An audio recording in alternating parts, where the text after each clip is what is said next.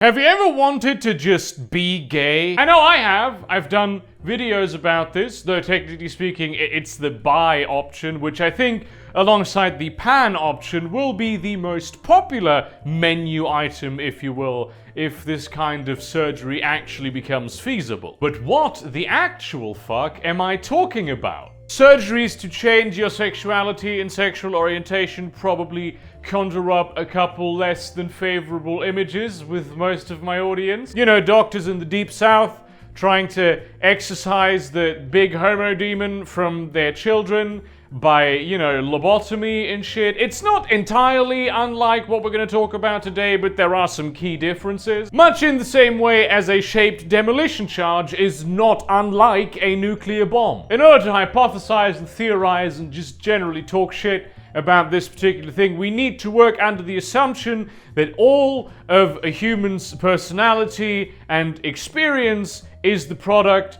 of the brain. AKA, we are the sum of the electrical impulses and chemical reactions happening inside our noggins. Neurons are connected up a certain way, and chemical agents bind to certain places a certain way, and that leads to you having certain personality traits. And personality traits includes, in this case, literally anything, including your sexual orientation. And if we understood this supercomputer that we have up here in the deepest and most personalized way, we could reshape and rearrange it. And if your neurons connecting up a certain way is what makes you straight, then your neurons connecting up a different way will make you bi, or pan, or gay, or just any other attraction that you can imagine or pick from a catalog. I've not found an official term for this, so I'm just going to call it psychosurgery, because it's more than just neurosurgery. It is, in essence, neurosurgery. You make neurons connect up differently, but like in a very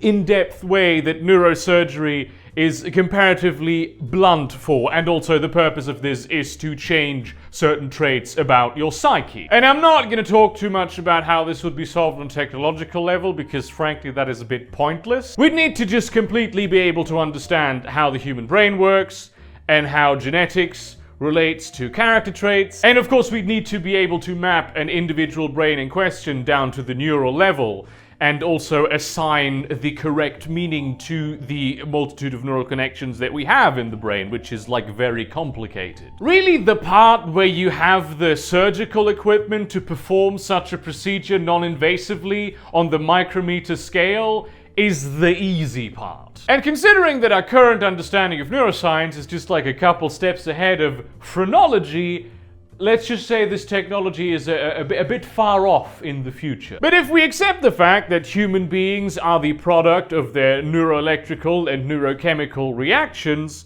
then there is no reason to assume that procedures like this will not be possible in the far future. I've made the argument before that even if your sexual orientation was something that you choose, it wouldn't be morally objectionable in any way, because the point at which being gay is no longer morally objectionable is just the point when you're gay. That is already when there is no longer a problem with it. But with this kind of technology, your sexual orientation and the things that you're attracted to actually do become a choice. And you can change them around, and you will have access to options that aren't even neurologically possible with us in nature. Like, you could choose to be attracted to pretty much anything. And by the way, just to keep this video like reasonably short, anything that isn't heterosexual, all of the other sexual orientations I will just refer to as gay, but it includes all of them. I'd imagine like proper method actors in the future would use this technology a lot to like actually become the characters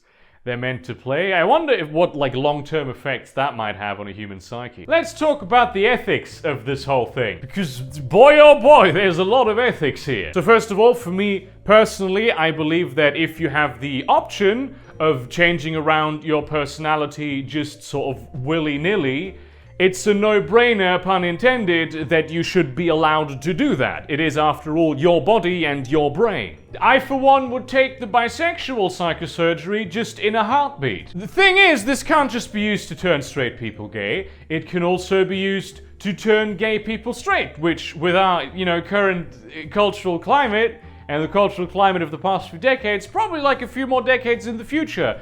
Yeah, that's a bit of a hot topic issue. I think that if you're born gay and you just adopt a religion, or you're born into a religion, and at some point you notice, I don't want this, I don't want to be gay, I want to be straight because that's what my religion says, then you should be free to do that. The primary difference between that scenario, like right now, and that scenario in 300 years, is that it'll actually, work and not be just torture. But then you get into the finer tuned questions of whether or not it's actually you who wants to become straight if you are gay, or if it's your religious community that you inhabit that wants you to do that. Oh, and by the way, this works the other way around as well. We're talking about the far future here. There may well be communities where it's considered as sinful, or any equivalent thereof, to be straight as opposed to gay, in the same way that right now it's considered sinful in many communities on Earth. Which leads us to the question of, being forced to have this surgery done on you? Because at this level of psychosurgery, you've basically entered the world of mind control. If you can just change around your character traits, even like crazy shit, like maybe having your survival instinct turned off,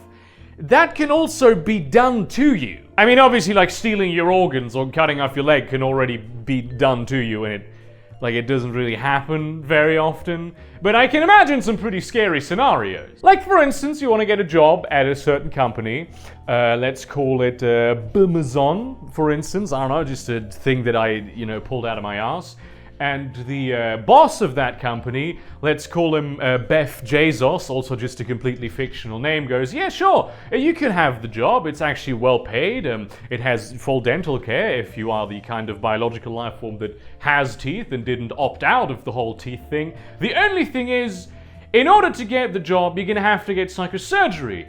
And we're gonna make it so you are just unquestioningly and eternally loyal to the Amazon company, okay? And even if you ban this kind of psychotype discrimination in most jurisdictions, at this point in time, probably there's gonna be a lot of people living out in space.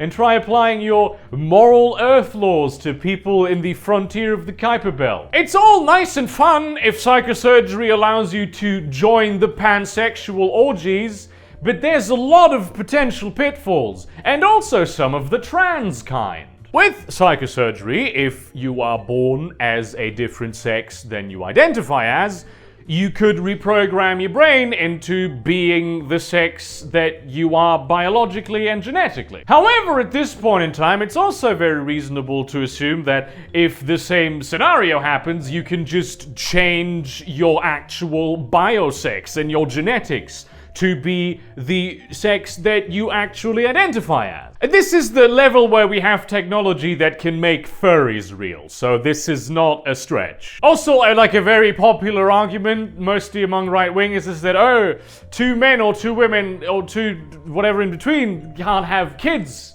But at this point, with technology, two men easily can have kids. Two women, two in between, two anything. The moral questions of that time will probably more about if the squid humans should be able to have kids with the snake humans. But if the idea of forcing people to get psychosurgery to alter their gender identity or sexual orientation terrifies you, as it well might, what about people who get off on rape?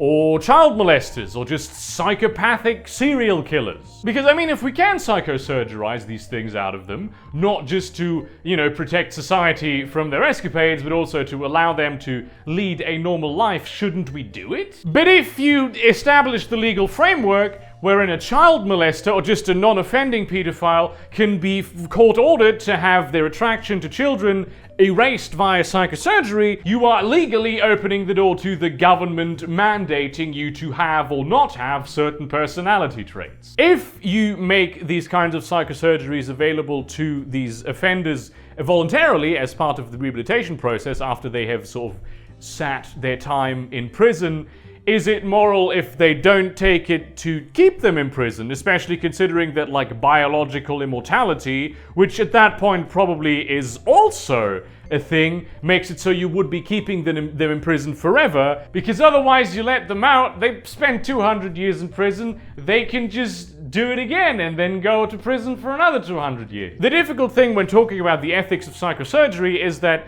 The most difficult questions about it arise only in a futuristic context, where technology has just changed the ethics of anything in the first place. And the problem with talking about futuristic context is not only that most people have a huge disconnect between what they find believable and what is actually reasonable, but also that they cannot really be predicted with any degree of certainty. This is a realm of ethical speculation where there's not just no real answers, but not even definitive questions that you can ask at this point in time. And if you came to this video expecting these kinds of answers from me, you've come to the wrong place. Personally, what I feel like is that everyone should be able to just freely choose whatever they want to be attracted to, but which once again opens the door to questions like, what if someone decides to become a pedophile? And I think that forcing psychosurgery on a person should be a crime up there with murder. I do hope that most